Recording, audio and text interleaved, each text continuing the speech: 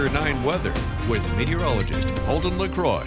Welcome back. The rain was mainly aimed towards the morning, and later on today we started to break that up just as expected. But just as expected, rain will make its sudden return as early as lunchtime tomorrow, and that is going to persist into Friday afternoon. So your morning commute, whether that be the bus stop, headed off to work, you're going to have dry pavement along the way. Lunchtime, showers will start progressing in out toward the Oregon coast first, and eventually that is going to be a very steady to heavy rainfall starting as early as around 2 p.m. So unlike the rain this morning and last night, the rain that's coming in is going to be a lot heavier. We are talking about the possibility of up to 3 inches of rain for some locations by the time we head towards Monday.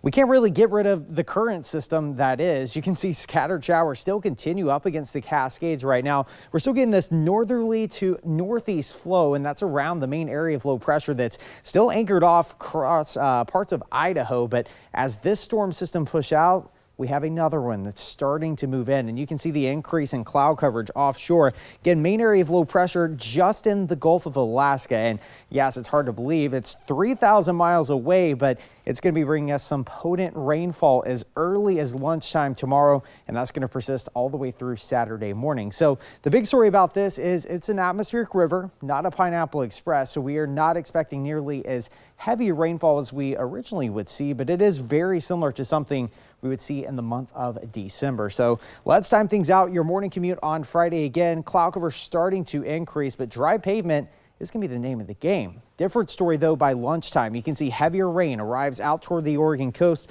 Newport down to Coos Bay. Eventually that spreads into I-5 right around 3 p.m. or so. Again, heaviest rainfall still offshore. Friday evening though, you're trying to make those dinner plans, headed out and about.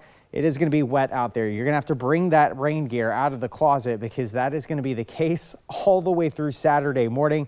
And eventually that will translate to some lower snow levels as well. Here's the culprit right here. Again, this is a atmospheric river, not a Pineapple Express. Usually when we get these Pineapple Expresses moving through the region, temperatures are a little bit warmer because it originates from Hawaii. This fire hose of moisture is originating from the Gulf of Alaska, so while we are expecting heavier rain, it's going to feel a little bit cooler over the next couple of days with temperatures in the 40s and 50s. But with that being said, we still are going to see a plethora of rainfall again all the way through about Monday. We're expecting anywhere from 2 to possibly 3 inches of rain.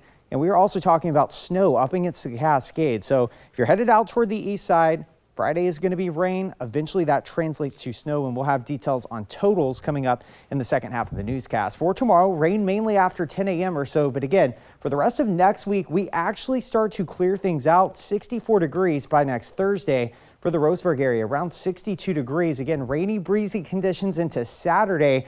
Starts to break up, and yes, your eyes are not deceiving you. 75 and sunny by next Thursday. For the Cascades, rain early on Saturday. That transitions to snow. So the big story is Sunday is going to be the worst travel day up against the Cascades in Eugene and Corvallis. Saturday, we're going to be dealing with that rain all the way through about lunchtime, Albert, but eventually clear skies, 70 and sunny by Thursday.